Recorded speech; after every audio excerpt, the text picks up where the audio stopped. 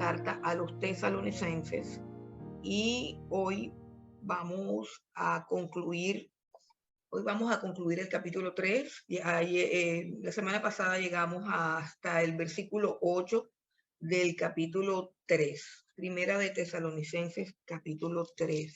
Y hoy vamos a partir de el versículo 9. En el versículo 9 encontramos una oración. Nuevamente el apóstol Pablo redacta los tópicos, los apartes de la manera como él ora. O sea, la vida de oración del apóstol Pablo queda plasmada en esta carta.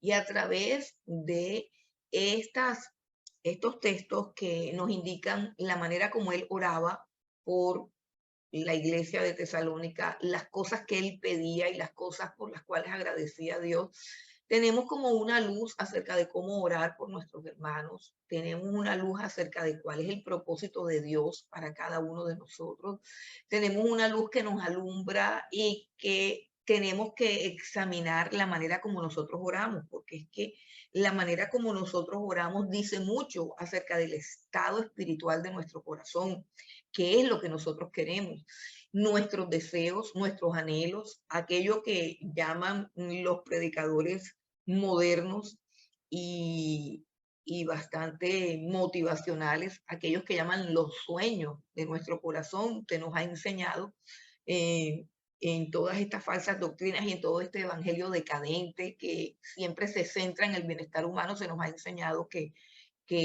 Dios está aquí para hacer que nuestros sueños se hagan realidad, que no debemos dejar morir nuestros sueños y una cantidad de cosas. Y a veces, mirando la vida de oración del apóstol Pablo, podemos entender que su mente era diferente, que su mente estaba completamente transformada por la palabra y por el poder de Dios, y que nosotros debemos alinear nuestro corazón, o sea, nuestros deseos, nuestros anhelos los debemos alinear con la mente y con el corazón de Dios. A través de esta oración nosotros sabemos cuál es el enfoque del apóstol Pablo y cómo era su vida de oración. Entonces, vamos al versículo 9, Primera de Tesalonicenses, capítulo 3, y leemos de el 9 al 13. Dice así: por lo cual, ¿qué acción de gracias podremos dar a Dios por vosotros, por todo el gozo con que nos gozamos a causa de vosotros delante de nuestro Dios, orando de noche y de día con gran insistencia, para que veamos vuestro rostro y completemos lo que falte a vuestra fe? Mas el mismo Dios y Padre nuestro, Señor Jesucristo, dirija nuestro camino a vosotros, y el Señor os haga crecer y abundar en amor unos para con otros y para con todos, como también lo hacemos nosotros para con vosotros, para que sean afirmados vuestros corazones irreprensibles en santidad delante de Dios nuestro Padre en la venida de nuestro Señor Jesucristo con todos sus santos. Ok, tenemos que recuperar la parte del contexto. El apóstol Pablo aquí está dando gracias por una alegría, por un gozo que le ha producido el informe de Timoteo. Recuerden que él tuvo que huir muy pronto de, de Tesalónica, dejando a los creyentes de Tesalónica medio discipulados, es decir, con un trabajo hecho según él a medias. Y estando ya lejos de Tesalónica por razón de la persecución, donde tuvo que huir para salvar su vida, le entró mucha angustia, le entró mucha ansiedad y decidió enviar a Timoteo para que Timoteo investigase acerca de qué había pasado con los creyentes de Tesalónica, si aún estaban en la fe, si se habían apartado por causa de la persecución, si habían sobrevivido o soportado con tan poquito tiempo de evangelismo y discipulado, habían soportado la persecución y la presión que sobrevenía cada vez que alguien se convertía al Señor Jesucristo. Entonces, Timoteo regresó, y cuando Timoteo regresa le dice a Pablo que ellos están firmes en la fe, que ellos están sirviendo a Dios, que ellos se aman y que ellos recuerdan al apóstol Pablo con muchísimo amor, con muchísimo cariño, y que comparten el mismo deseo y el mismo anhelo de volverlo a ver. El amor entre los hermanos es un termómetro de la fe. El amor de los hermanos es un termómetro de la fe. Recordemos que el Señor Jesucristo dijo, en esto conocerán todos que ustedes son mis discípulos, en que tengan amor los unos por los otros. Así que un amor visible, un amor manifiesto entre nosotros, tiene que ser el sello que haga que los de afuera digan, esa gente es diferente. Los cristianos tienen un sello, los cristianos tienen una característica y es que entre ellos hay amor.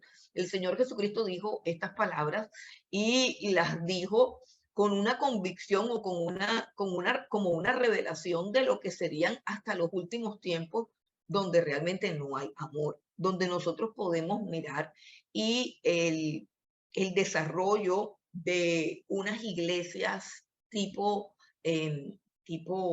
teatro, tipo espectáculo, donde a veces te sientas en una silla y no conoces para nada a la persona que está a tu lado, porque no existe el concepto de comunidad como tal, donde se desarrollen vínculos afectivos, donde se desarrolle una interacción de crecimiento en la cual yo pueda ejercer todas las prácticas de la vida cristiana que básicamente son el servicio y el amor. El servicio y el amor, el lavarnos los pies los unos los otros, el estar en esa constante coinonía, en esa constante interacción donde yo le sirvo al otro. Eso no es posible en una mega iglesia. Eso no es posible en los ministerios modernos. Ahora, el apóstol Pablo está calibrando la fe de los tesalonicenses por el amor que ellos se tienen, por el amor que ellos se tienen y un amor que por supuesto nadie puede entrar al corazón de una persona y decir si siente o no siente amor, pero por los hechos externos, por las actitudes externas que son visibles, nosotros podemos determinar si hay o no hay amor. A menudo nosotros experimentamos el sentirnos amados o el sentirnos despreciados. Nosotros experimentamos eso. Independientemente de lo que haya en el corazón de las personas, la experiencia de sentirse amados es una experiencia que depende de la manera como el otro nos trata. Entonces, el amor no es una cosa así de que yo tengo amor, tú sí tienes amor, yo no tengo amor. No, el amor tiene que ser expresado.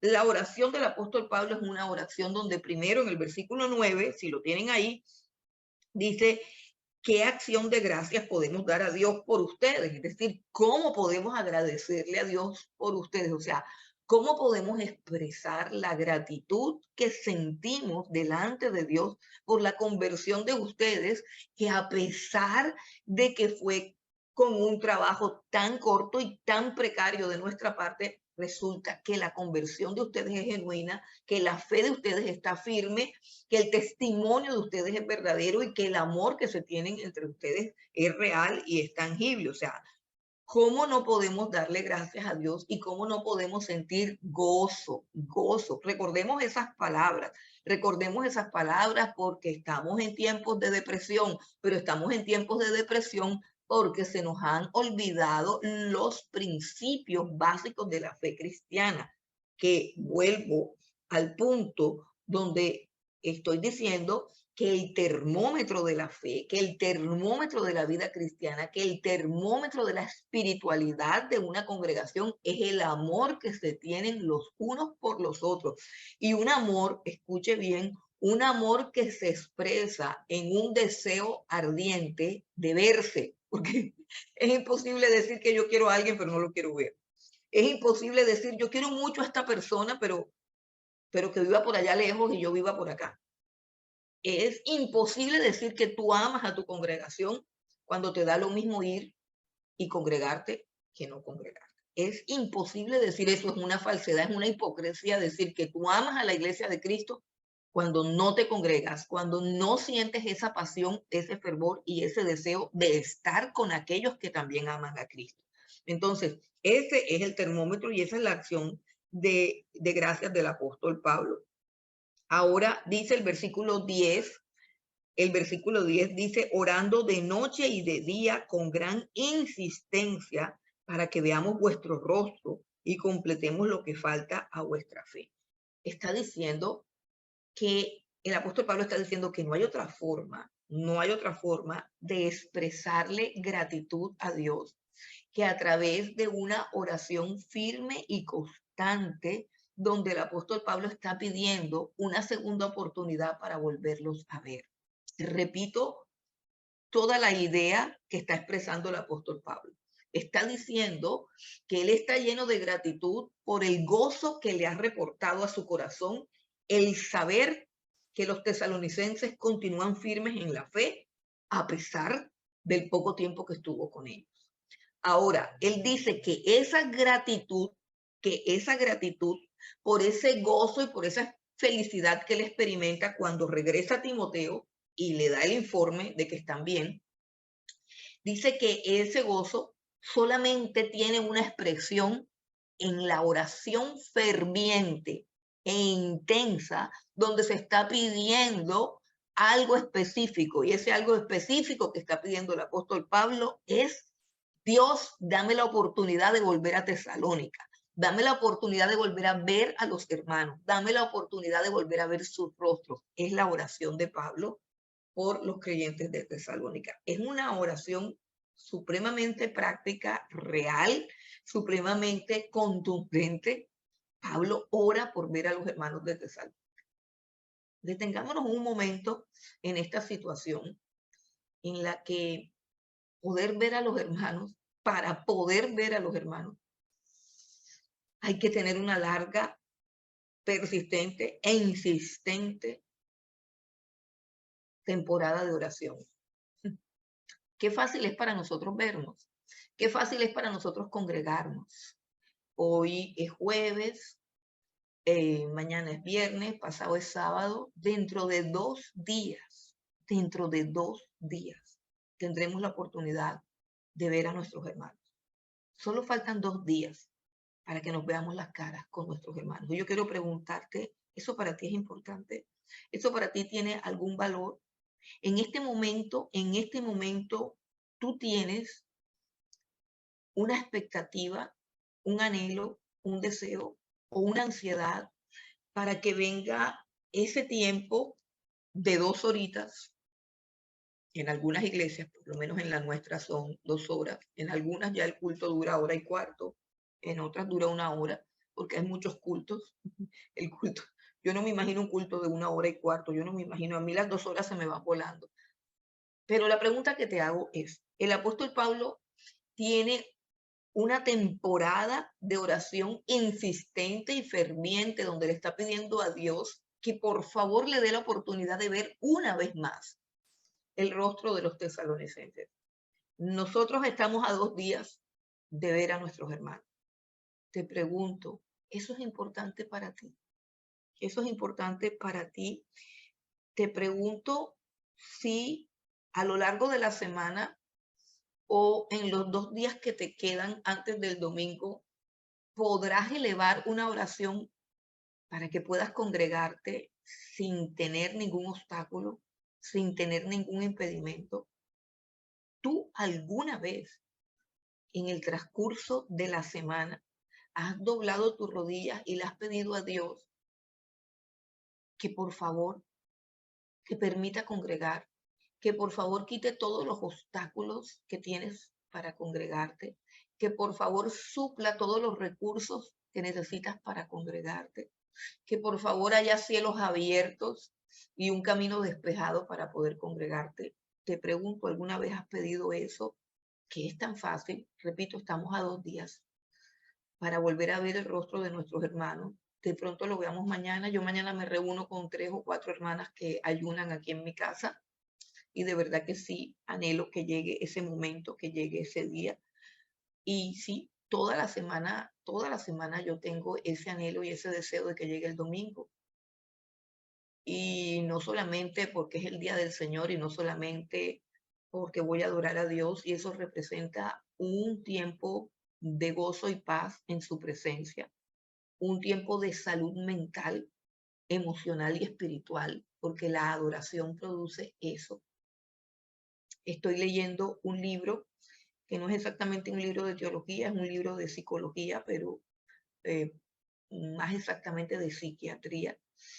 Y el libro habla de una terapia que han investigado universidades del Reino Unido han investigado acerca de una terapia para sanar personas con enfermedades mentales y han descubierto que cantar en grupo trae muchísimo bienestar mental a las personas que tienen perturbaciones mentales, que es una terapia, cantar en grupo. Y han hecho la prueba cantando solos, es decir, que canten ellos solos, y no es lo mismo que cuando los reúnen para cantar todos en grupo. Y el resultado ha sido sanidad de muchas enfermedades mentales. Esto me dejó pensando, porque estamos hablando del campo de la neurología y estamos hablando del campo de la psiquiatría. Y estamos hablando de un experimento científico, o sea, un experimento que hacen con grupos de personas sin ninguna inclinación religiosa, sin ninguna inclinación mística, simplemente quieren observar qué sucede en el cerebro de una persona que tiene como a la que se le aplica, lo que ellos dicen, a la que se le aplica una terapia que consiste en reunir un grupo de personas y hacerlas que canten juntas. O sea, cuando yo leí esto, y esto, repito, es un libro de psiquiatría y de neurología, me impacté porque Dios nos llama a la adoración congregacional. Dios nos llama a la adoración congregacional. Y miren lo siguiente, el enemigo ha querido destruir la adoración congregacional. Cuando nosotros comenzamos como iglesia, nosotros antes de tener una congregación, siempre hemos tenido una escuela de formación bíblica. Dios nos llamó a mi esposo y a mí y éramos maestros y dábamos clases bíblicas como la que estamos dando ahora, pero presencialmente, eh, con, con todos los libros de la Biblia.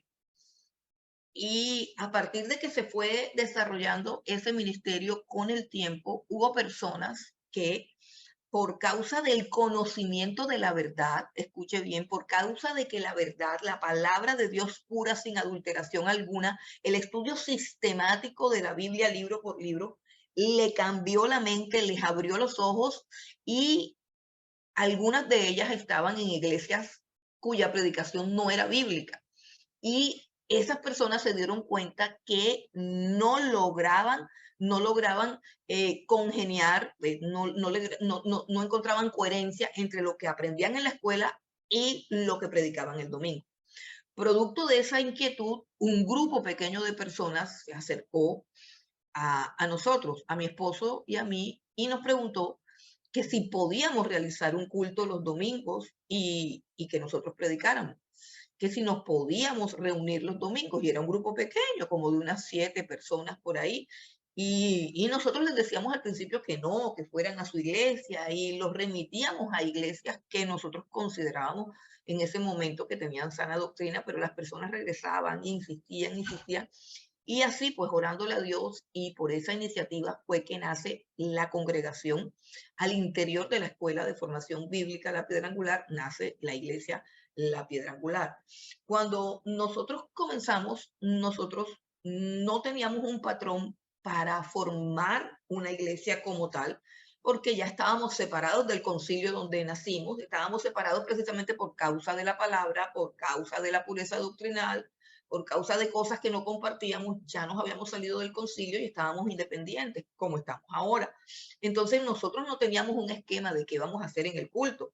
Queríamos hacer un culto bíblico, queríamos que nuestras reuniones fueran bíblicas y no queríamos copiar ningún patrón de ninguna iglesia, sino que queríamos desarrollar un patrón de culto basado en las escrituras, ceñido a las escrituras.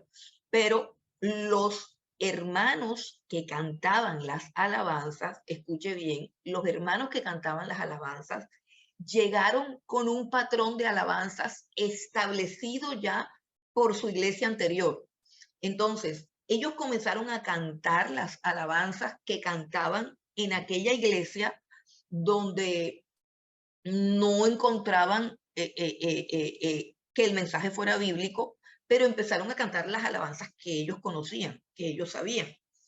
Y nosotros empezamos a sentir lo mismo, empezamos a sentir que las alabanzas no concordaban con la prédica.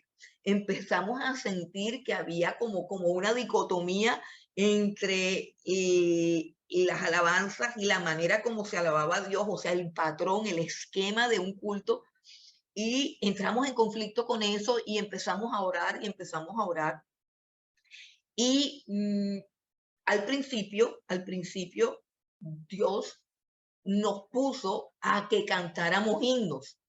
Y los himnos tienen una dinámica diferente porque al cantar himnos se deshizo por completo el patrón, la estructura de la adoración que viene de las iglesias modernas, donde hay un grupo que canta allá adelante y los demás prácticamente como que observan el show, como que observan el espectáculo, como que a veces ni siquiera se oye ni se entiende la letra de lo que están cantando, porque la batería y los instrumentos de percusión son tan estridentes y son tan altos que no se logra percibir ni siquiera la letra de las canciones ni qué es lo que se está alabando. O sea, eh, eh, se venía como de un patrón donde existía el ministro de la alabanza, o sea, como el cantante, el salmista, o sea, el que tiene voz, el que lleva la batuta, el que canta. Y muchas veces las personas simplemente se limitaban a escucharlas y acompañarlas con las palmas, como si fuera un concierto. Pero cuando nosotros introducimos los himnos, nosotros aprendimos a cantar de manera congregacional, es decir, aprendimos a cantar de tal manera que las voces de los salmistas quedan completamente apagadas y solamente se escucha el coro congregacional, toda la iglesia cantando a viva voz. Hoy tenemos una dificultad y es que las personas que llegan de otras iglesias no saben cantar en esa dimensión, o sea, no saben cantar como abriendo la boca con pasión y uniéndose a un coro, sino que simplemente se dejan guiar. Pero hoy en día nosotros, a pesar de que no tenemos muchos músicos, a pesar de que no tenemos muchos instrumentos, hay algo que nos caracteriza y es que la gente canta y es que las alabanzas y las voces de la congregación están siempre por encima de los instrumentos y están siempre por encima del grupo de alabanza, de tal manera que el grupo de alabanza apenas es como una guía, no brilla, no resplandece, no es importante. Lo importante es la adoración congregacional. Y a través del Espíritu Santo, nosotros fuimos guiados a eso. ¿A dónde voy con todo esto? ¿A dónde voy con todo esto? Voy con todo esto al hecho de que hay salud cuando nosotros cantamos juntos, que la adoración congregacional, donde tú te involucras con tu voz alta a todo volumen, cuando tú no tienes la tendencia de aislarte porque de pronto crees que cantas feo, de ensimismarte y dejar que la canción te arrulle a ti. Escucha bien lo que te quiero decir, a ver si me comprendes. Eh, Tienes que cambiar si tú quieres no solamente ser un genuino adorador, sino que tú también quieres los beneficios, los efectos secundarios de la adoración en tu salud mental. Tú tienes que dejar de ser una persona pasiva en la adoración, tienes que dejar de ser una persona que va a la adoración para que la adoración, que se supone que es para Dios, te ministre a ti. O sea, ese tipo de personas que se aíslan, es decir, cierran los ojos y entran como en un trance, se aíslan y prácticamente hacen que la adoración los ministre a ellos. Y se pierde el concepto de le estamos cantando a Dios. Tenemos que abrir la boca, tenemos que alzar la voz, tenemos que proyectar la voz, tenemos que hacer oír la canción que estamos cantando. Que el de al lado oiga mi voz y que el del otro lado oiga mi voz y que el de al lado también cante y su voz también suba de volumen y se una a la mía. Parece una tontería lo que estoy diciendo, parece una tontería lo que estoy diciendo, pero eso marcó nuestra vida y marcó la adoración y es algo que se tiene que recuperar. Recordemos nada más el texto que hay en el libro de Hechos, cuando Pablo y Silas están en, en, en Filipos, en la cárcel de Filipos. Lucas, el escritor de Hechos, narra el hecho, o sea, el terremoto que hubo en la cárcel de Filipos, cuando Pablo y Silas cantaban, o sea, además de que estaban azotados con la espalda herida, amarrados en el cepo, en la cárcel de más adentro, fría y oscura. Además de todo eso, Lucas, guiado por el Espíritu Santo, resalta un aspecto de ese cantaban himnos. Dice, y a medianoche, Pablo y Silas cantaban himnos y los presos los oían. Es decir, hermano, si estaban en la cárcel de más adentro, lugar donde no hay ventana, una mazmorra fría y oscura en lo más profundo, y Lucas, ¿por qué dice que los presos los oían? Porque a pesar de ese malestar tan fuerte, la voz de ellos era alta en volumen y era fuerte. Créanme que lo que estoy diciendo es importante y que cuando nosotros coordinamos, nos encontramos con una rebelión del corazón, quiero llamarla así, con una dureza de corazón, con una incapacidad espiritual de un corazón duro que no sabe abrir su boca y proyectar su voz, porque no hay gozo en su corazón, porque no hay libertad en su corazón. Y eso lo produce el Espíritu Santo, y eso lo produce el Señor Jesucristo. Y ahora con mayor autoridad, confirmado por la ciencia, yo hoy puedo decir, eso sana la depresión, eso quita la ansiedad, eso cura la locura. Pero nosotros estamos viviendo un cristianismo que aunque tenemos toda la libertad para adorar y tenemos toda la libertad para congregarnos, lo vivimos a medias. Somos mezquinos y egoístas, aún para cantarle al Señor. Le cantamos a media voz, le cantamos pasito, fingimos, no, la palabra no es fingir, es fungir. Fungimos, o sea, nos jactamos, nos las damos de espirituales. Cerramos los ojos y entramos en un trance. No, yo no te estoy diciendo que no cierres los ojos. Hay que cerrar los ojos para no distraerse con las cosas que uno ve, que son estorbo, los hermanitos que están molestando, los hermanitos que no vienen a adorar, sino a molestar. Yo creo que no son hermanitos. Hermanitos que no sienten la presencia de Dios, ni honran su presencia, ni tienen reverencia ni temor de Dios.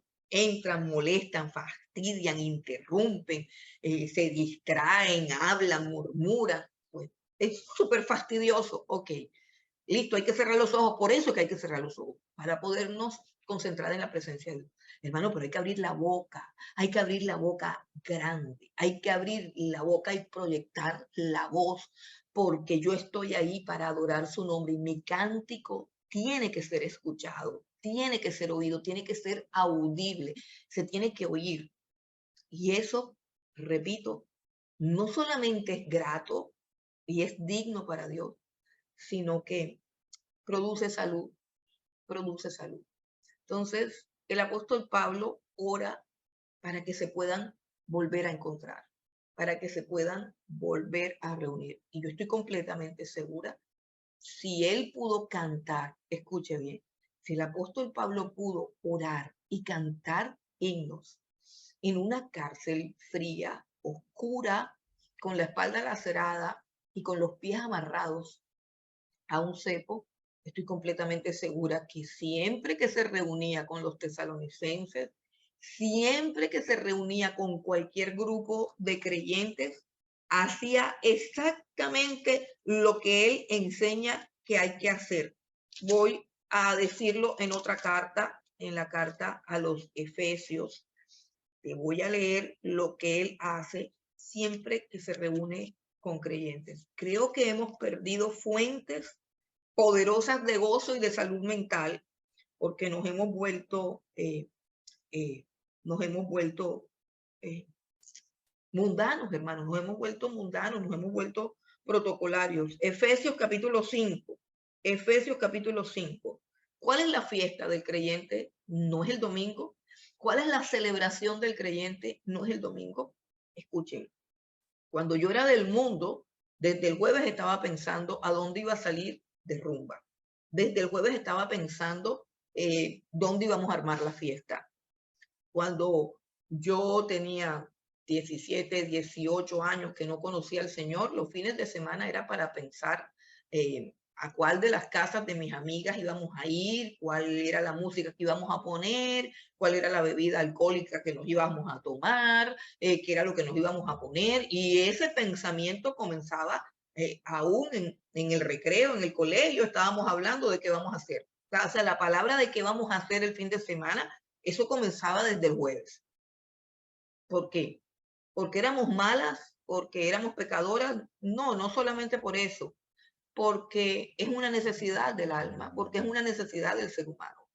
Dios no nos llama para que nos privemos del gozo y nos privemos de la alegría y nos privemos del placer de juntarnos los unos con otros, de cantar, danzar y disfrutar del gozo y de la alegría cuando compartimos lo que amamos con las personas que están a nuestro alrededor. O sea, eso es una parte esencial de la salud mental. La persona que no sale, la persona que está encerrada en su cuarto, la persona que no tiene amigos, la persona que no disfruta, no es una persona normal. Eso no es normal. Dios no nos creó para eso. Y cuando Dios nos llama, no nos dice, ah, los estoy llamando para amargarles la vida, para que nunca más vayan a una fiesta, para que nunca más se rían, para que nunca más bailen, para que nunca más canten. No, Dios nos llama para que cantemos una canción diferente, para que bailemos una danza diferente, para que nos reunamos con gente diferente y para que probemos un placer diferente. Efesios capítulo 5, versículo 18. Efesios capítulo 5, versículo 18. Voy a esperar que lo tengan para que lo lean y lo subrayen. Mira la comparación que hace el apóstol Pablo cuando está hablando acerca de despojarnos del viejo hombre y vestirnos del nuevo hombre. Y todo este despojarnos del viejo hombre es un intercambio, es decir, entrego la mentira y abrazo la verdad. Renuncio a robar y a ser un ladrón y abrazo el poder dar con generosidad. O sea, es arrancar de mí una cosa y asumir otra cosa. O sea, Dios me dice, quítate esa ropa sucia y ponte este vestido precioso y limpio. Esa es la vida cristiana, un cambio por algo mucho mejor, por algo más glorioso, por algo superior. Efesios capítulo 5, versículo 18. No os embriaguéis con vino en lo cual hay disolución. Antes bien, sean llenos del Espíritu. ¿Qué está diciendo? Hay que buscar placer, hay que buscar gozo, hay que buscar alegría, claro. Si no, nos volvemos locos. Si no, terminamos en el psiquiatra. Si no, nos da depresión. Hay que buscar el gozo. Pero otro gozo. Y dice, cambia el gozo de emborracharte, cambia el gozo del alcohol, cambia el gozo de la embriaguez, de reunirte con los borrachones, a echar chistes y hacer cosas así. Cámbialo por la llenura del Espíritu Santo. Mire qué tremendo. Cámbialo por la llenura del Espíritu Santo. Ay, ¿cómo yo me emborracho? ¿Cómo yo me emborracho? Pues yo me emborracho con una botella de vino, de alcohol, de cualquier otra cosa, de ron, de whisky, de cerveza, de lo que, con lo que sea que usted antes se emborrachaba, y si no se emborrachaba, pues con otra cosa se llenaba de gozo, de placer, con la comida, con pornografía, con lo que sea, con sus estudios, con no sé. Pero en todo caso, algo era un vicio para usted. ¿Y cómo se emborracha uno con alcohol? Bueno, tomándose varias copas de alcohol, porque si usted se toma un solo trago de alcohol, no va a quedar borracho. Para estar borracho hay que tomar bastante alcohol, o sea, hay que pasarse. De la primera copa hay que irse pasando. Bueno, yo creo que cuando uno deja de tomar ya con una sola copa, con cualquier trago, va a quedar listo, pero en el mundo no, en el mundo nos emborrachábamos con varias copas, con varias. Ok, listo. Dice, no se embriaguen con vino, mejor sean llenos del Espíritu Santo. Entonces, aquí está la dinámica del Espíritu Santo. Versículo 19, ¿cómo nos llenamos del Espíritu Santo? O sea, ¿cómo llegamos al punto del gozo, al mismo punto del gozo y de la plenitud al que llega un borracho tomando alcohol? ¿Cómo llegamos a experimentar ese gozo, ese placer, esa alegría? Dice el versículo 19, hablando entre vosotros, o sea, es un asunto de congregarse, es un asunto de comunión, es un asunto de intervenir como grupo, como equipo, no es quedándome en la casa y conectándome al Zoom, no funciona, no funciona, el Zoom no funciona para llenarte del Espíritu Santo. El Zoom funciona como para que tú te enteres qué pasó en la iglesia. El Zoom funciona como para que Dios hable a tu vida, pero el Zoom no funciona para la llenura del Espíritu Santo. Dice, hablando entre vosotros con salmos, con himnos y cánticos espirituales, cantando y alabando al Señor en vuestros corazones, dando siempre gracias por todo al Dios y Padre en el nombre de nuestro Señor Jesucristo. Y esta era la dinámica del apóstol Pablo. Esta era la dinámica del apóstol Pablo con todas las veces que se reunía con los creyentes, no solo con los de Tesalónica, sino también con los de Berea o con los de Filipo o con los de Efesios. La dinámica era predicar y cantar, todos juntos al unísono, cantar. Eso producía gozo, eso producía alegría y sobre todo llenaba del Espíritu Santo. Bueno, continuemos entonces ahora. Dice que también ora, recuerden que estamos estudiando la oración del apóstol Pablo.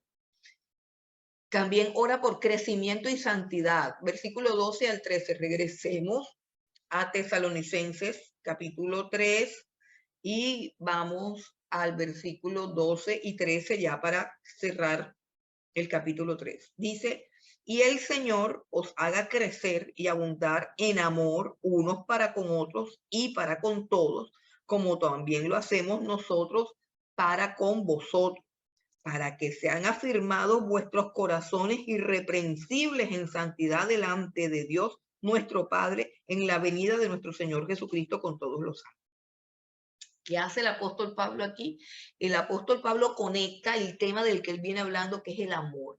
El amor visible, manifiesto, expreso de los hermanos. O sea, cuando nos amamos entre creyentes, cuando amamos a los miembros de la congregación donde Dios nos ha puesto, y cuando ese amor es manifiesto, cuando ese amor es real, cuando no es una idea, cuando no es un pensamiento o una suposición, sino que es un amor que se expresa en la vida real, cuando nos congregamos, cuando hablamos, cuando nos juntamos. ¿Qué es lo que produce ese amor? Dice que debemos crecer y abundar en amor unos para con otros. Crecer y abundar en amor. ¿Usted quiere crecer? Normalmente usted puede creer que el estudio bíblico lo va a hacer crecer. El estudio bíblico lo va a hacer crecer en conocimiento. En conocimiento. Es decir, el estudio bíblico lo va a libertar de la ignorancia. El estudio bíblico lo va a ayudar a que tenga un cuadro correcto de la persona de Dios, de sus atributos, de la obra de Dios, de lo que Él ha hecho, de lo que Él está haciendo y de lo que Él espera de usted. Conocimiento, conocimiento. Pero conocer algo no es siempre vivirlo ni obedecerlo. El estudio bíblico es vital para el conocimiento, para derribar conceptos equivocados que usted puede haber adquirido de maestros o de personas que no están regidos por las escrituras, sino por sus experiencias personales. El estudio bíblico es una luz, el estudio bíblico es una bendición, pero estudiar la Biblia por sí sola no hace crecer. El crecimiento, repito, se mide por el amor, por el amor. Por eso dice nuevamente, vamos al versículo 13, y el Señor los haga crecer y abundar en amor unos para con otros. ¿Cómo sabes tú que Jesucristo está actuando en tu vida? Cuando tú comienzas a expresar más y más el amor por tus hermanos. Esa es una señal. Esa es una señal. Así que no te envanezcas en el conocimiento, no te envanezcas en el ministerio tuyo. Ah, es que a mí Dios me usa, es que yo tengo unción, es que yo tengo denuedo, es que a mí me fluye. No, si no puedes manifestarle amor a tus hermanos cada vez de una forma mayor, no estás creciendo. Cristo no está haciendo nada en tu vida, porque lo que tenemos son dones. Enseñamos porque tenemos el don de la enseñanza. Cantamos porque tenemos el don de cantar. Ministramos porque tenemos el don de ministrar o tenemos el cargo, pero, pero poder servir a los hermanos, poder extender la mano a un hermano, poder percibir la necesidad del hermano, poder actuar consecuentemente para bendecir al hermano, poder preguntarle a un hermano cómo estás, interesarme por la vida de un hermano. Le pregunto, le pregunto, este es un asunto práctico, esta es una carta práctica. Cuando usted va a la iglesia, usted abraza a los hermanos y le dice Dios te bendiga, sí. Pero usted se ha sentado a averiguar qué pasa con un hermano. ¿Cómo está haciendo aquel hermano que se quedó sin empleo? ¿Cómo está haciendo aquel hermano que se le dañó el carro?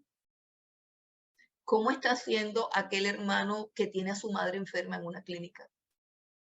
¿Qué necesidades puede tener un hermano que tiene la mamá en una clínica? ¿Qué necesidades puede tener un hermano cuyo carro se chocó y se desbarató? ¿Qué necesidades puede tener un hermano que perdió un empleo? ¿Usted se ha sentado a pensar en todas esas cosas?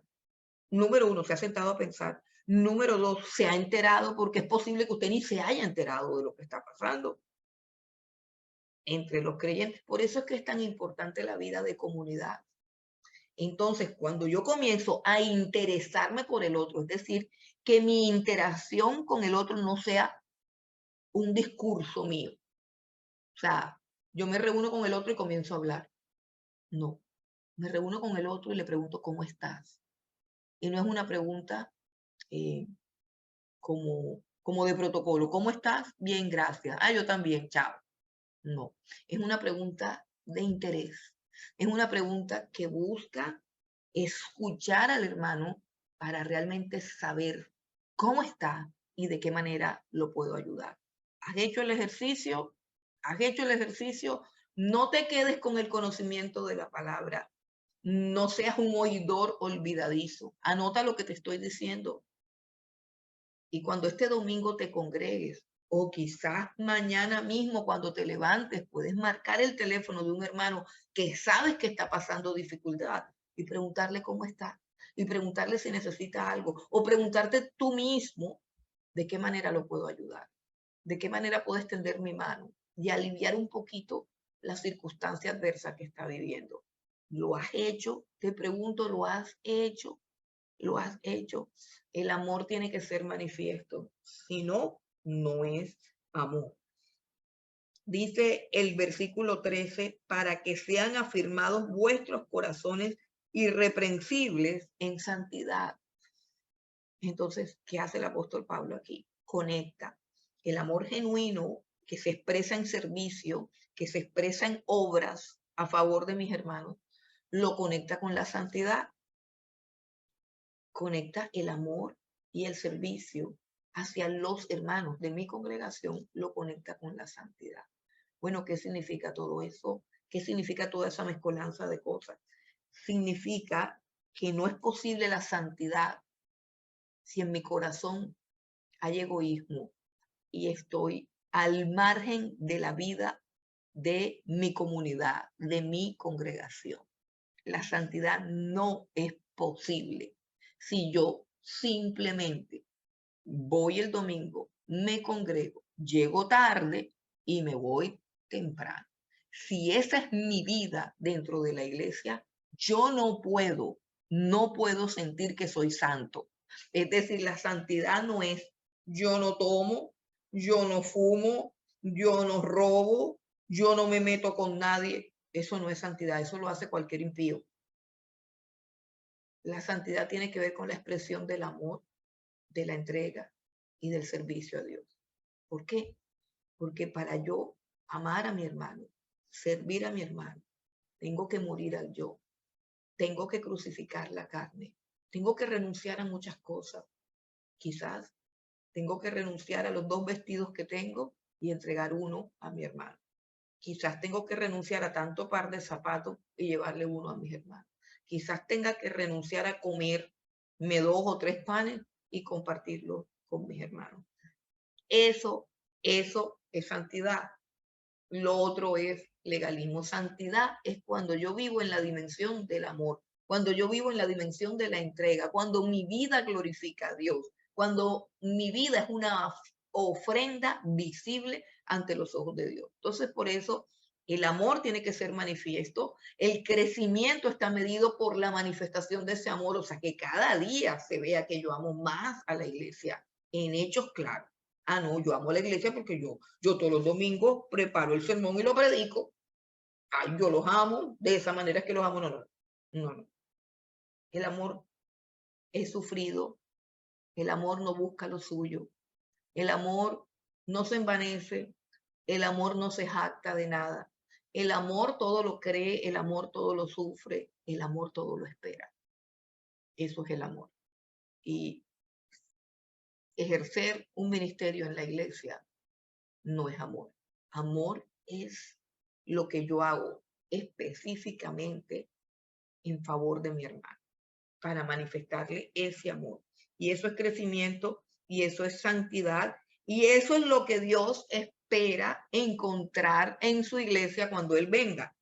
Leemos ahora sí todo el versículo 13.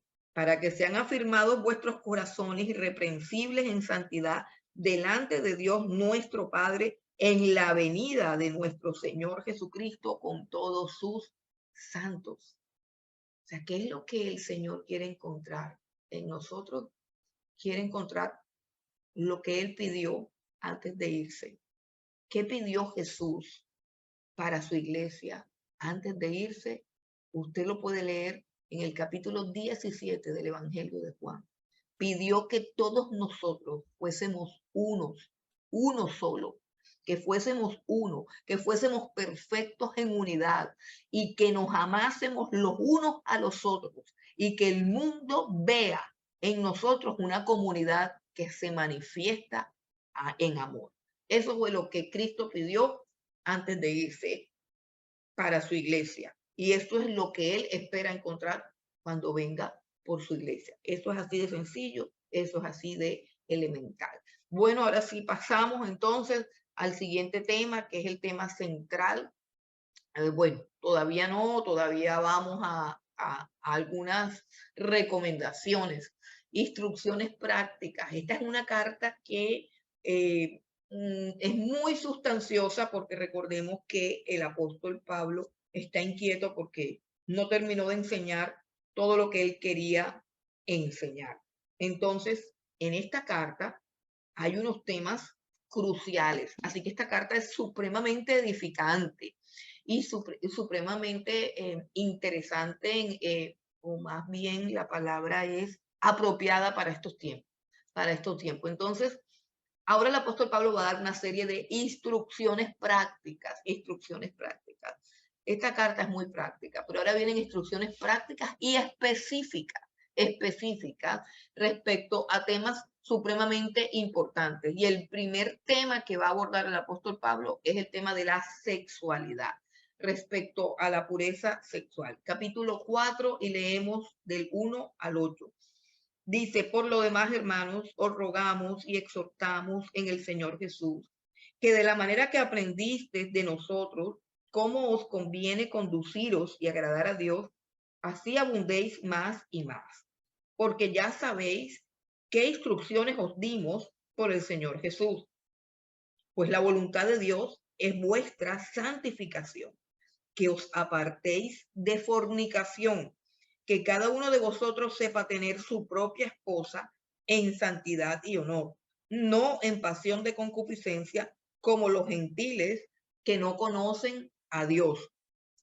Que ninguno agravie ni engañe en nada a su hermano, porque el Señor es vengador de todo esto, como ya os hemos dicho y testificado. Pues no nos ha llamado Dios a inmundicia, sino a santificación. Así que el que desecha esto, no desecha a hombre, sino a Dios, que también nos dio su Espíritu Santo.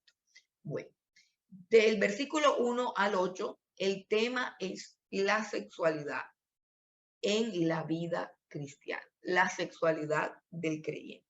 Y comienza diciendo lo que no se puede hacer, lo que definitivamente no hace parte de la vida cristiana, y dice no a la fornicación. Dice claramente la voluntad de Dios, versículo 3, la voluntad de Dios es vuestra santificación. Y la santificación implica que nos apartemos de la fornicación. La palabra que ha sido traducida como fornicación es el término griego porneia, de donde viene la palabra pornografía. Y la palabra porneia, o traducida como fornicación, implica toda práctica sexual extramatrimonial. Repito, toda práctica sexual extramatrimonial. Es decir, el adulterio, las relaciones sexuales entre una pareja de novios que no se ha casado, la masturbación, la pornografía, el homosexualismo y todos los derivados. Vaya usted a saber qué más habrá, porque estamos en un siglo de total depravación y total corrupción. Repito, ¿qué es porneia? ¿Qué es fornicación? Fornicación es toda práctica que busca placer sexual fuera del ámbito del matrimonio, fuera del ámbito del matrimonio. O sea, relaciones sexuales de personas que no se han casado, relaciones sexuales con personas del mismo sexo, prácticas de masturbación, gratificación a través de la pornografía y todo lo que más haya, que de pronto yo no sé qué más hay, pero básicamente nada de eso hace parte de la vida cristiana. Ni nada de eso tiene que ver con la santificación.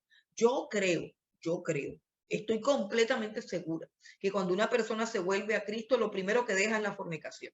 Yo no creo que una persona pueda vivir en fornicación después de convertirse a Cristo. Yo conozco parejas que se convierten a Cristo y ya tienen años de estar viviendo juntas sin casarse. Eso, hermanos, eso yo no lo considero fornicación en el sentido de que ellos no han recibido la bendición de Dios porque no creían en el Señor. Pero hay una unión y un compromiso entre ellos que se ha visto firme a través de los años. Lo único que tiene que hacer esa pareja que se convierte a Cristo y que ha estado viviendo junta por años, simplemente es casarse. Eso es lo único que tiene que hacer, casarse y ya. No hay problema con eso. El problema es que conociendo al Señor Jesucristo quieran seguir viviendo así. Ya, ahí, en ese momento, ya se constituye en fornicación. Recuerden que nadie puede ser acusado de un delito que no conoce. Si una pareja vive junta, vive feliz, son fieles el uno al otro, se aman, pero nunca habían creído en Dios, no conocían a Dios, no tenían temor de Dios y de repente se convierten a Dios, pues lo lógico, lo normal es que vengan y busquen la manera de casarse. Inclusive han habido parejas en los que solamente se convierte uno de los dos y ese uno le pide al otro que por favor se case y el otro accede. También es válido porque las personas no se convierten juntas. La conversión es algo personal. Ahora, si la otra persona, porque no es creyente, porque no ha tenido un proceso de conversión, no se quiere casar, ahí sí hay que tomar una decisión porque no se puede seguir viviendo en fornicación. Es lo primero que sucede y yo he visto que sin necesidad de que uno dé clases de estas cosas, cualquiera que se convierte inmediatamente entiende que eso está mal. Sin leer este versículo, sin nada, el Espíritu Santo enseguida le da convicción de que necesita la santidad, la pureza y apartarse de la fornicación. Entonces, con eso no hay problema. Todo eso está claro. La segunda carta a los Corintios habla de este tema. es supremamente importante este asunto, dado que nuestro cuerpo es templo del Espíritu Santo. Segunda carta a los Corintios, capítulo 6, versículo 13, dice lo siguiente. Segunda a los Corintios, capítulo 6, parece que no es segunda a los Corintios, yo me equivoqué. Es primera a los Corintios. Esta cita está mal, sí. Sí, es primera de Corintios 6, 13. Corrijan por favor la cita, no es segunda, sino primera de Corintios 6, versículo 13. Dice las viandas, o sea, la comida, las viandas para el vientre y el vientre para las viandas. Pero tanto al uno como al otro las destruirá Dios. Pero el cuerpo no es para la fornicación, sino para el Señor, y el Señor para el cuerpo. Y Dios, que levantó al Señor, también a nosotros nos levantará con su poder. ¿No sabéis que vuestros cuerpos son miembros de Cristo? Quitaré pues los miembros de Cristo y los haré miembros de una ramera, de ningún modo. ¿O no sabéis que el que se une con una ramera es un cuerpo con ella, porque dice los dos serán una sola carne? Pero el que se une al Señor, un espíritu es con él. Huid de la fornicación. Cualquier otro pecado que el hombre cometa está fuera del cuerpo, mas el que fornica contra su propio cuerpo peca. ¿O ignoráis que vuestro cuerpo es templo del Espíritu Santo, el cual está en vosotros, el cual tenéis de Dios, y que no sois vuestros, porque habéis sido comprados por precio? Glorificad pues a Dios en vuestro cuerpo y en vuestro espíritu, los cuales son de Dios. Cuando una persona es convertida a Cristo, es redimida. Redimida significa que es comprada con la sangre del Señor Jesucristo y es comprada completa. O sea, Dios no compra nuestra alma, Dios compra todo nuestro ser, espíritu, alma y cuerpo. Ahora le pertenecen a Cristo y tienen que desechar la fornicación, porque nuestro cuerpo se convierte en el templo del Espíritu Santo. Ok, eso en cuanto a la fornicación. Pero ahora viene la sexualidad dentro del matrimonio. Versículo 4. Versículo 4. Vamos a hablar ahora de la sexualidad dentro del matrimonio. Escuche bien porque esto es sumamente importante, porque he visto que en algunos lugares no enseñan correctamente este punto. Versículo 4, primera de Tesalonicenses 4, 4. Dice que cada uno de vosotros sepa tener su propia esposa en santidad y honor, no en pasión de concupiscencia como los gentiles que no conocen a Dios. ¿Qué está diciendo el apóstol Pablo? Que no solamente hay que tener una sola esposa, sino que también hay que saber tener esa esposa. O sea, que hay una vida matrimonial conforme al mundo y hay una vida matrimonial que agrada a Dios. Es decir, vamos a leerlo de nuevo porque es supremamente importante. La voluntad de Dios es vuestra santificación, que se aparten de fornicación. Y versículo 4, que cada uno de vosotros sepa tener su propia esposa en santidad y honor. Aquí está hablando de algo que hay que saber. Saber tener su propia esposa de cierta manera. ¿De qué manera? No de cualquier manera, sino en santidad y honor. Y dice, de esta forma, en santidad y honor, y de esta forma no. El versículo 5 dice, no en pasión de concupiscencia como los gentiles que no conocen a Dios. En otras palabras, el apóstol Pablo está diciendo que hay dos maneras de tener esposa.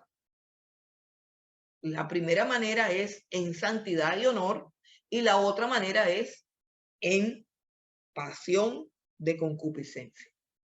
Óigase bien, hay dos maneras de tener una esposa. O sea, que no basta con que tengas una esposa, es cómo la tienes, que tienes que aprender a tener una esposa. Y no estoy hablando solamente con los hombres, estoy hablando con mujeres, estoy hablando con todo el mundo que está casado y que está activo sexualmente con su esposa o con su cónyuge o con su pareja, como lo quieran llamar.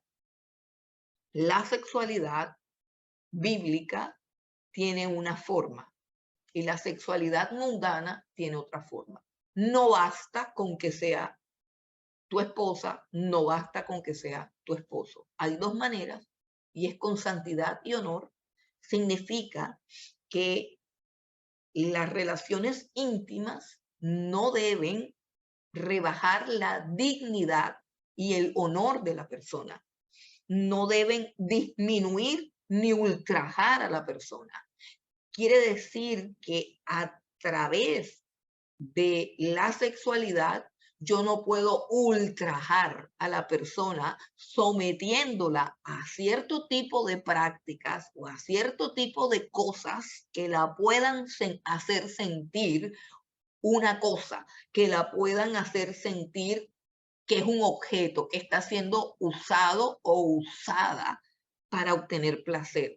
Que la relación sexual debe dignificar a los cónyuges. No debe ser un ultraje, no debe ser un maltrato, no debe llevar a la persona a sentirse ultrajada ni maltratada. Por eso dice, no en pasión de concupiscencia. ¿Cómo así en pasión de concupiscencia? Es ver al otro como un objeto a través del cual satisfago mi instinto sexual. Eso es pasión de concupiscencia. Y está diciendo que el Espíritu Santo de Dios y la palabra de Dios tiene que ingresar a tu vida matrimonial, porque hay una vida matrimonial que es grata delante de Dios y produce honor, y hay otro tipo de vida matrimonial que está guiada por la pasión y la concupiscencia y degrada al ser humano. Ven conmigo a la carta a los Hebreos, un momentico. Hebreos. Y hacia el final, creo que es el capítulo 13 de Hebreos. El último capítulo de Hebreos. Dice capítulo 13 de Hebreos. Espero que ya lo tengan. Hebreos capítulo 13, versículo 4. El apóstol Pablo dijo que cada uno debe tener su propia esposa en santidad y honor. Y utilizó dos palabras, santidad y honor. Santidad es para Dios y honor es para la esposa o para el cónyuge. Ahora mire lo que dice Hebreos 13, versículo 4. Honroso sea en todos el matrimonio y el lecho sin mancilla. Honroso sea en todos el matrimonio y el lecho sin mancilla. Honroso y sin mancilla. ¿Cómo debe ser la sexualidad de una pareja cristiana, casada, delante de Dios? ¿Cómo debe ser su vida íntima? Dice que debe ser honrosa, es decir, que cuando yo esté en la intimidad, tengo que honrar a esa persona, no degradarla. Y segundo, que el lecho sea sin mancilla, santidad, pureza delante de Dios. Y agrega, pero a los fornicarios y a los adúlteros los juzgará Dios. O sea que el estado matrimonial y la vida sexual fueron creados por Dios para honor y honra de la pareja. Óigase bien lo que estoy diciendo. El estado matrimonial es un estado de dignidad y es un estado de honra. La vida conyugal y el ejercicio de la intimidad y de las relaciones sexuales en el matrimonio debe traer al ser humano honra y dignidad, no vergüenza ni juicio. Pero todo lo contrario, es decir, la fornicación y el adulterio, lo que traen es vergüenza, lo que traen es afrenta, lo que traen es humillación. Entonces, regresemos y nos vamos a encontrar con más acerca de este aspecto. Ya el apóstol Pablo dijo que definitivamente la fornicación ni pensar en eso. Ahora dijo, en cuanto a la vida sexual dentro del matrimonio, en cuanto a la intimidad, que esto sea en santidad y honor, no en pasión de concupiscencia como los gentiles que no conocen a Dios. Versículo 5. Y ahora hay una advertencia.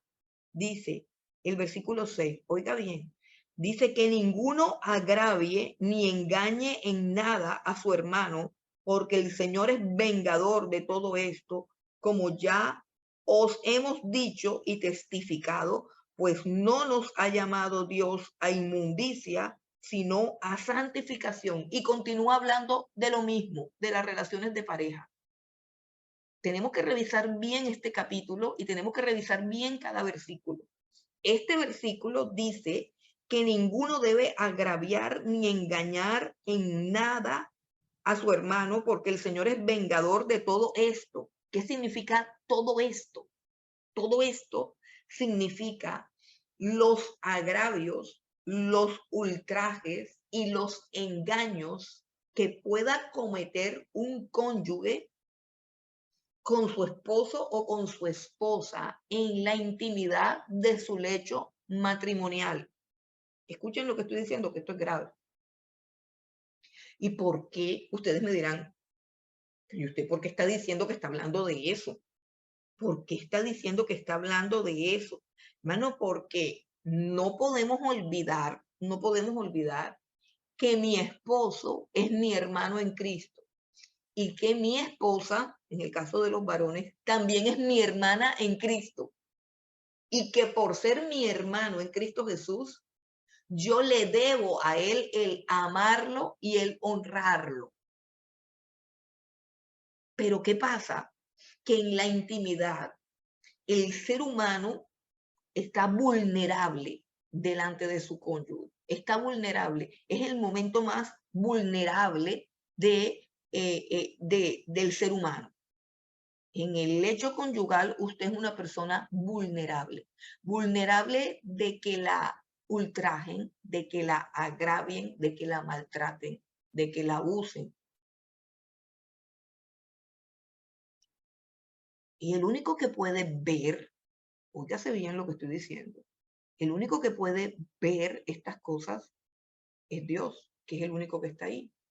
Nadie más es testigo de ningún abuso a los cuales son sometidos algunos hermanos utilizando como excusa el vínculo matrimonial que no fue dado para abusar del otro, sino para honrarlo y dignificar su vida. Entonces ahí saltamos a un problema grave que hay en la iglesia, un problema grave que Dios me ha permitido ver en diferentes consejerías que he dado a miembros de otras congregaciones. Miembros de otras congregaciones que vienen buscando consejería bíblica porque su cónyuge tiene prácticas aberrantes y exige que participen de esas prácticas. Y la persona que es maltratada y abusada acude a su pastor y su pastor, con una mente también reprobada y una ignorancia de las escrituras, le aconseja a esa persona que se siga sometiendo a esa vejación, que se siga sometiendo a ese ultraje, porque el matrimonio es para toda la vida y no hay nada que hacer. No hay nada que hacer. Pues quiero decirles que la Biblia no dice eso. La Biblia dice que Dios es vengador de todo hombre y de toda mujer que utiliza el lecho conyugal para dañar o destruir la dignidad de la otra persona. Así está clarito y lo volvemos a leer si quieren. No hay problema, dice que ninguno agravie ni engañe en nada a su hermano, porque el Señor es vengador de todo esto, como ya os he dicho y testificado. Y usted puede decir, no, pero ese pasaje no se refiere a eso, ese pasaje se refiere a cualquier insulto o a cualquier ofensa que yo pueda hacer con un hermano, porque dice un hermano, no, hermano, es que los cónyuges son hermanos. Además, dentro del contexto, el versículo 7 nos muestra claramente que el apóstol Pablo no ha terminado de hablar de la sexualidad dentro del matrimonio. El apóstol Pablo sigue hablando de relaciones sexuales aquí. Y dice el versículo 7, pues no nos ha llamado Dios a la inmundicia, sino a la santificación.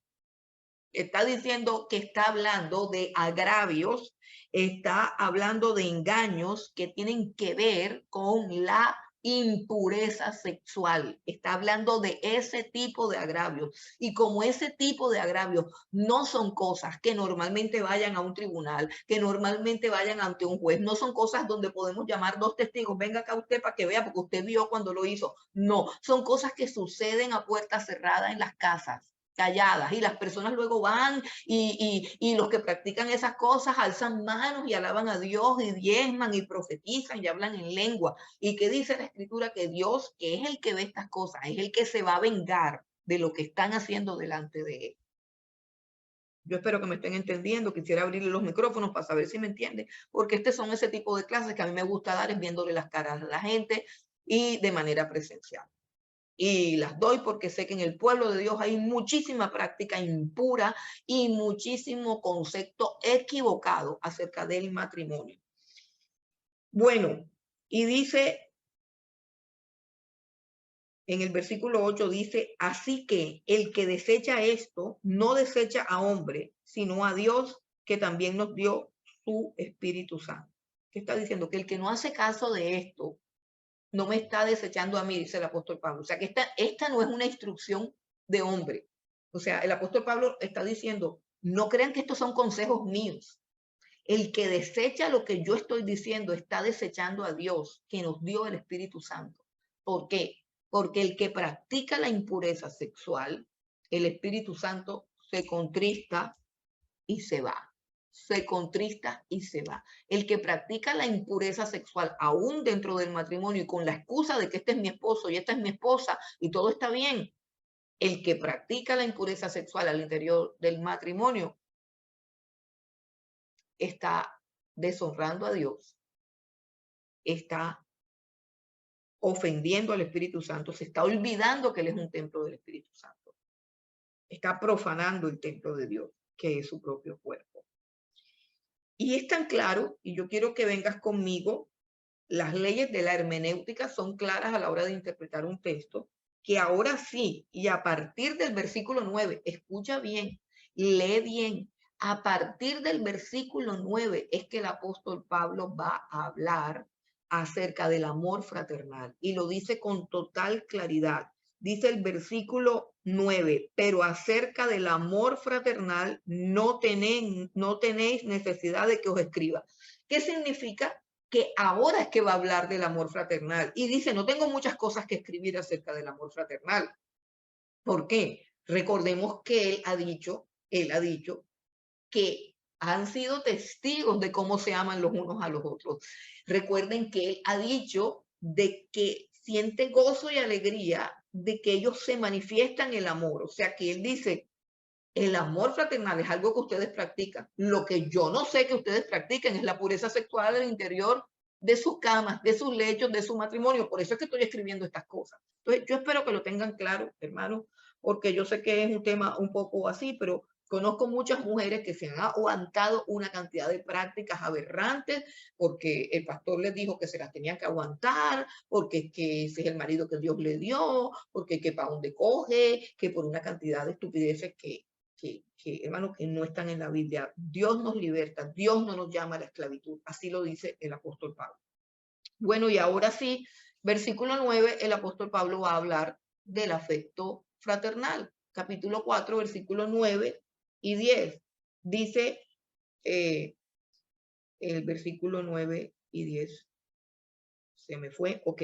9 y 10 dice, pero acerca del amor fraternal no tenéis necesidad de que os escriba, porque vosotros mismos habéis aprendido de Dios que os améis unos a otros. ¿Qué está diciendo? Ustedes aprendieron ya a amarse los unos a los otros. Y también lo hacéis así con todos los hermanos que están por toda Macedonia. Pero os rogamos, hermanos, que abundéis en ello más y más. Mire qué lindo. Está diciendo, a mí me consta que ustedes se aman. El amor de ustedes es conocido en toda Macedonia. Es decir, son iglesias que ayudan a otras iglesias. Son iglesias que tienen un inmenso amor. Pero aún así, el apóstol Pablo dice, no es suficiente. Ámense todavía más. Abunden en eso más y más. Y lo que el apóstol Pablo nos dice en el versículo 9 es que el amor se aprende de Dios. En esto consiste el amor, en que Dios nos ha amado. En que Dios nos amó y se entregó por nosotros. Entonces, si nosotros conocemos a un Dios que entregó a su Hijo por amor, si nosotros conocemos eso, nosotros nos vamos a entregar por amor. Si nosotros no nos entregamos por amor, realmente nosotros no hemos conocido a Dios. Nosotros tenemos una doctrina cristiana, hemos sido adoctrinados, pero no hemos conocido a Dios.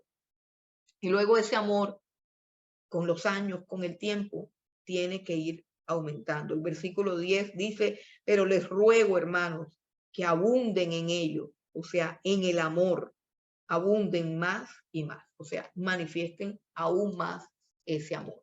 Bueno, vamos a continuar ahora con el último segmento que está en el versículo de el último segmento, el segmento de las instrucciones prácticas. Instrucciones prácticas.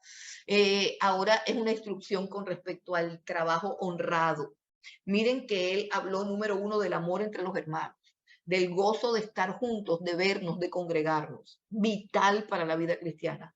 Segundo, apartarnos de fornicación, cualquiera que sea la práctica de la sexualidad antes de, de convertirme a Cristo, yo tengo que dejar todo tipo de práctica de inmundicia, porque Dios me llama a la santidad. Luego, si soy una persona casada, yo tengo que revisar mi vida conyugal, mi vida matrimonial y que sea con santidad y honor.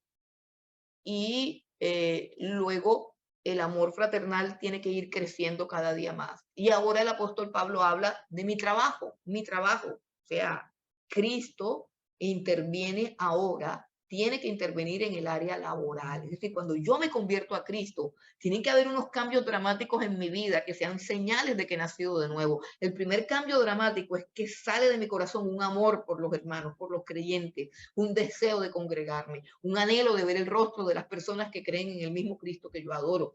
Luego, tiene que haber un anhelo por la santidad, una repulsión hacia la impureza sexual. Tiene que haber una manifestación de santidad al interior de mi matrimonio, en mi intimidad conyugal. Luego, tiene que crecer ese amor con los hermanos y luego ahora mi vida laboral tiene que verse afectada por mi conversión a Cristo, mi vida laboral. Instrucciones prácticas del apóstol Pablo a los tesalonicenses con respecto a su trabajo, a su vida laboral. Capítulo 4, versículos 11 y 12. Dice, y que procuréis tener tranquilidad y ocuparos en vuestros negocios y trabajar con vuestras manos de la manera que os hemos mandado, a fin de que os conduzcáis honradamente para con los de afuera y no tengáis necesidad de nada.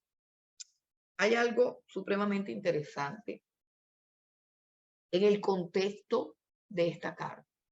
Recordemos que la conversión de los tesalonicenses se hizo en un entorno de gran persecución. Cuando hay persecución, es muy complicado para un creyente tener una vida laboral tranquila. ¿Por qué? Porque la persecución está afuera. Probablemente, si tú trabajas en un entorno 100% mundano, con unas exigencias mundanas terribles, te va a ser muy difícil practicar todo lo que Dios demanda de ti. Una vida de santidad, una vida de pureza, una vida de entrega, y que el domingo estés dispuesto y libre para congregarte. La vida de los judíos, la vida de aquel entonces, de aquella época, era una vida más sencilla y más simple. Hoy el trabajo que más abunda es el estar empleado, el tener un jefe, el tener una empresa que algunas veces nos oprime, algunas veces hasta nos esclaviza y algunas veces hasta nos impide congregarnos porque nos coloca trabajo el domingo. Eso es muy complicado, eso es muy complicado. Pero cuando el apóstol Pablo escribe acerca del trabajo, la forma más común de trabajo en aquella época era el trabajo con las manos, o sea, cada quien tenía un trabajo, cada quien tenía un arte. en aquellos tiempos, una familia tenía un arte, tenía una labor, una habilidad, o eran ganaderos, o eran agricultores, o eran carpinteros, o eran orfebres, tenían un arte. Y ese arte, escuchen bien, era un patrimonio de la familia. De tal manera que si el papá era carpintero, los hijos desarrollaban la carpintería. De ahí es donde se cree y se deduce que el Señor Jesucristo fue carpintero. ¿Por qué? Porque la usanza de la época, la costumbre de la época era que había un oficio, el herrero, el alfarero, en fin, cada hombre tenía un oficio. ¿Y qué hacía ese hombre cuando tenía a sus hijos? Pues simplemente a sus hijos, le enseñaba a sus hijos el oficio de él. Era como un patrimonio, como un legado, y el padre le pasaba ese legado a sus hijos. Y era supremamente lindo, era supremamente hermoso. ¿Por qué? Porque toda la familia se constituía como en una microempresa. Es decir, el legado, el oficio del padre de familia era apoyado por toda la familia y por toda la casa. Y eso hacía que ese oficio se desarrollara de una manera y se convirtiera en una empresa sólida que venía a producir sustento para toda la familia y para toda la descendencia. Y eso producía que tranquilidad, libertad, sobre todo, poder descansar cuando era necesario descansar, poder adorar a Dios, poder darle al César lo que es del César, pero también poder darle a Dios lo que es de Dios. Y nuestra cultura industrializada ha perdido eso. Y nosotros hemos perdido esa identidad, hemos perdido como eso de trabajar con las manos, de tener un oficio, de tener nuestro propio negocio. Y eso es tan bueno, hermanos, tan bueno, tan bueno, tan bueno, porque en tiempos tan difíciles como los que vienen, nos va a producir eh, cierto grado de libertad. Libertad para poder adorar, libertad para poder servir, libertad para poder administrar mi tiempo, libertad para no ser un esclavo laboral, sino poder compartir con mi familia, poder congregarme, poder servir en la iglesia. Pero hoy no podemos hacer todo eso. ¿Por qué? Porque vivimos casi que en un grado de esclavitud hacia el trabajo.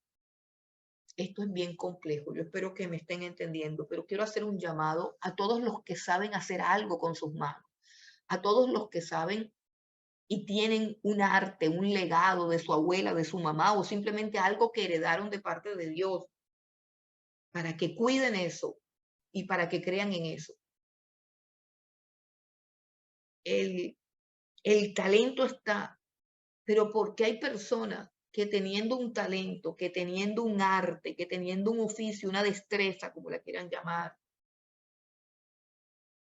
no salen adelante nunca, porque no creen en ellos, porque son como aquel hombre de la parábola de los talentos que recibió solamente un talento y lo enterró debajo de la tierra porque dice que a los demás le dieron mucho y a él no le dieron nada y vive resentido y por eso no hace nada.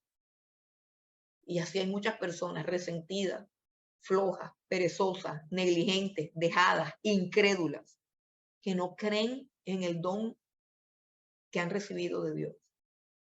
Y sobre todo que no creen que Dios pueda hacer algo que siempre hace y es bendecir el trabajo de las manos, bendecir el trabajo de las manos. Nuevamente quiero leer para que entiendan la idea del versículo 11 y que procuréis tener tranquilidad. Mire lo que dice, tener tranquilidad. ¿Y cómo viene la tranquilidad?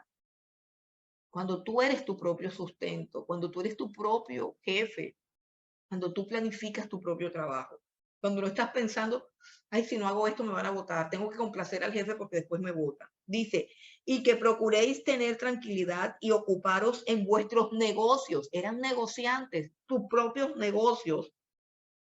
propios negocios y trabajar con vuestras manos de la manera que os hemos mandado. El apóstol Pablo sabía hacer carpas. ¿Y por qué? Porque todos los judíos tenían un arte. Es decir, él decía, bueno, Si me va mal con lo que estoy haciendo, en el sentido económico, si nadie quiere diezmar, si nadie quiere ofrendar, pues yo no me voy a morir del hambre.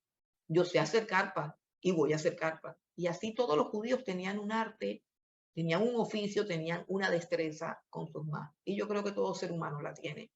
Solo que nos gusta el camino fácil, estudiar como locos y luego pedir trabajo y luego ser empleados y vivir para recibir órdenes y para tener excusas para no servir a Dios. Dice, y trabajar con vuestras manos de la manera que os hemos mandado, a fin de que os conduzcáis honradamente para con los de afuera y no tengáis necesidad de nada. O sea, a fin de que no haya ningún desempleado, sino que diga, hombre, yo sé coser, hombre, yo sé arreglar zapatos, hombre, yo sé arreglar computadores, hombre, ¿qué es lo que tú sabes hacer?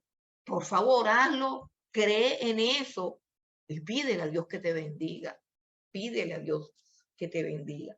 Aquí en esta foto que tienen aquí, escogí esta foto porque este niño que hay aquí es un niño que se llama Samuel Araque.